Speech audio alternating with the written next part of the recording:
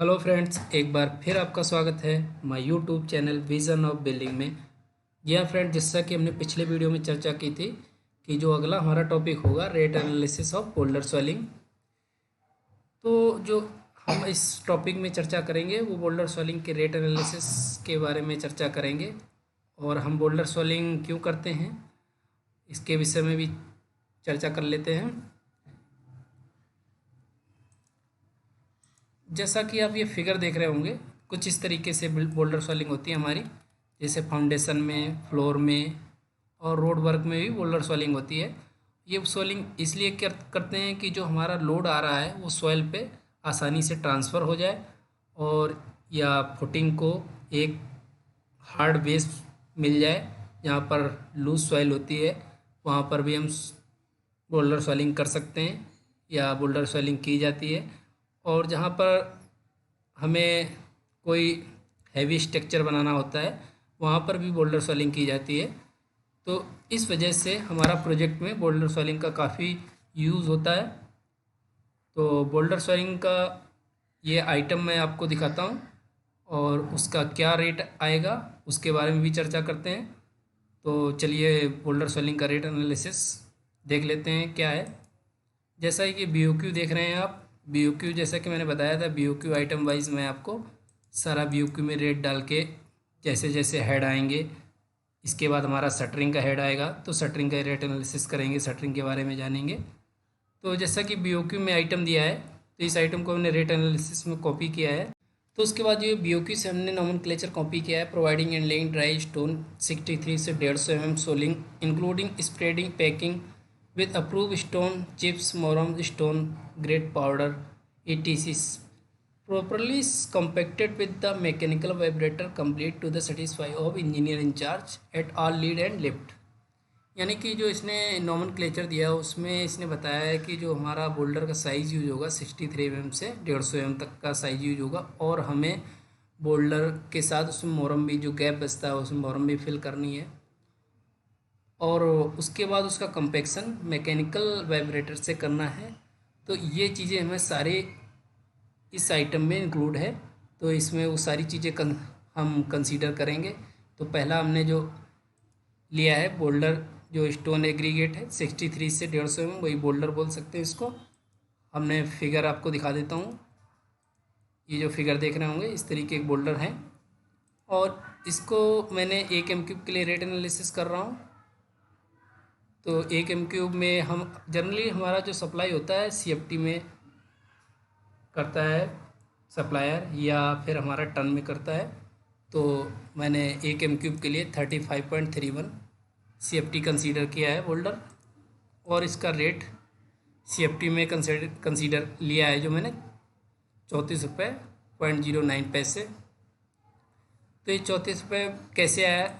जैसे कि हमने इसको, मैंने बताया था कि आपको ये टन में भी सप्लाई करता। हमारा जो बोल्डर 750 रुपये कंसीडर किया है और 1 टन में 22 CFT आते हैं। वो कैसे आते हैं ये भी जान लीजिए। ये डेंसिटी ऑफ बोल्डर जो हमारा 1600 से 1700 kg पर m³ होता है और 1 m³ में हमारा जो वेट आ रहा है 1600 kg आ रहा है। 1600 kg मैंने कंसीडर किया इसकी डेंसिटी और मैंने 1 टन डिवाइड बाई 1.6 यानी कि जो केजी को टन में कन्वर्ट कर लिया। तो 1 टन के लिए हम कितना CFT लगता है 1/1.6। तो अब इसको हमारा जो इसका 1 m³ में 35.31 CFT क्यूबिक फीट हमारा जो होता है उससे मल्टीप्लाई कर दिया तो हमारा 22 CFT 1 टन में निकल के आ गया। वही मैंने 750 रुपये जो हमारा रेट आ रहा है, जो सप्लायर सप्लाई कर रहा है, आपका जो भी रेट हो उसको कंसीडर कर सकते हैं। उसी के अकॉर्डिंग आपको रेट एनालिसिस भी करने होते हैं। तो 750 रुपये टन में सप्लाई करा, डिवाइड किया 22 से, तो ये हमारा 34 रुपये CFT जो रेट पड़ा हमारा बोल्डर का वो ले लिया और वेस्टेज मैंने 5% कंसीडर किया है। तो टोटल जो बोल्डर का अमाउंट था उससे 5% इसमें मल्टीप्लाई कर दिया तो ये 60 रुपये 19 पैसे हमारा वेस्टेज लिया है। जैसा कि हम वेस्टेज इसमें क्यों कंसीडर कर रहे हैं किसी जगह हम बोल्डर अगर डालेंगे उसमें मोरम डालेंगे और उसके बाद उसको कॉम्पैक्ट करेंगे तो वो कुछ हमारा कॉम्पैक्शन हो जाएगा। जो एरिया तो हमें उतना ही मेजरमेंट पे होगा, जैसे कि हमारा 150 mm का है, अगर हम कॉम्पैक्शन करके कुछ उसमें कॉम्पैक्ट हो जाता है तो वो 5% एक्स्ट्रा मैंने कंसीडर किया वही वेस्टेज के तौर पे।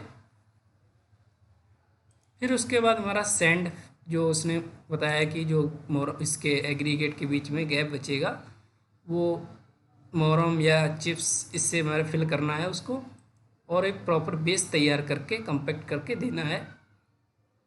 तो सैंड जो मैंने 15% कंसीडर किया है वो CPWD में आप देखेंगे, स्पेसिफिकेशन में भी देखेंगे या DAR में देखेंगे तो सब हेड DAR में सब हेड 1 पे आपको मिल जाएगा कि जो स्टोन एग्रीगेट होता है उसके गैप जो होता है वो 15% होता है। अब CPWD का 1.2 7.2.5 देखेंगे तो उसमें जो 100 mm 150 mm का जो हमारा बोल्डर होता है उसमें गैप 15% रह जाता है अगर हम कहीं भी बोल्डर को बिछाते हैं। तो उसमें 15% वो गैप फिल करने के लिए मोरम हमने 15% कंसीडर किया है। टोटल वो बोल्डर का जो वैल्यूम था 1 m³ का, तो ये 15% 5.3 CFT हमने सैंड कंसीडर किया। इसका हमने 16 रुपये जो फिलिंग सैंड है वो कंसीडर किया है, तो 84 रुपये इसका सैंड का निकल के आ गया। और सैंड में वेस्टेज जो हमारा, जैसे सैंड को हम डालते हैं JCB से या किसी चीज़ से, तो उसमें काफ़ी हमारा वेस्टेज इधर उधर हो ही जाता है। तो 10% सैंड का वेस्टेज मैंने कंसीडर कर लिया है, तो ये 8 रुपये 47 पैसे वेस्टेज इसका आ गया। तो टोटल कॉस्ट 1357 रुपये मटेरियल कॉस्ट आ गई। उसके बाद हमारा आता है लेबर पार्ट। तो लेबर पार्ट में जैसे labour charges for laying dry stone soling including spreading packing, यानी कि जो हमारा लेबर चार्ज लगेगा, जो हमारा सप्लाई वाला कॉन्ट्रैक्टर हमारा एग्रीगेट साइट पे पहुंचा देगा, उसके बाद उसको फाउंडेशन में शिफ्ट करना, वहाँ बिछाना, उसकी लेवलिंग करना, ये सारे काम रहते हैं। तो इसके लिए मैंने 1 m³ में 15 रुपये CFT, जनरली हमारे PC कॉन्ट्रैक्टर जो होते हैं वो 15 रुपये CFT के अकॉर्डिंग आपका पर CFT आपका मेजरमेंट पे काम कर देते हैं। तो हमने 15 × 35.31 पर m³ कर रहे हैं, तो 529 रुपये ये कॉन्ट्रैक्टर को हम कॉन्ट्रैक्ट दे के काम करा सकते हैं। इससे कम में भी करा सकते हैं। अपने रेट एनालिसिस के लिए हम कंसीडर कर रहे हैं अभी 15 रुपये CFT। फिर उसके बाद कॉम्पैक्शन जो मैकेनिकल वाइब्रेटर लगेगा वो लमसम में मैंने 40 रुपये कंसीडर किया है। और सॉन्ड्री जो मिसलिनियस खर्चे आ जाते हैं उसमें पानी वानी ये सब चीज़ें और मिसलिनियस जो हमें इंडिविजुअल होते हैं वो 30 रुपये मैंने कंसीडर किया है इसमें। तो टोटल लेबर कॉस्ट हमारी 599 रुपये, यानी कि 600 रुपये मैंने लेबर कॉस्ट ले ली है। तो लेबर एंड मटेरियल हमारी दोनों हो गए जाके 1956 रुपये।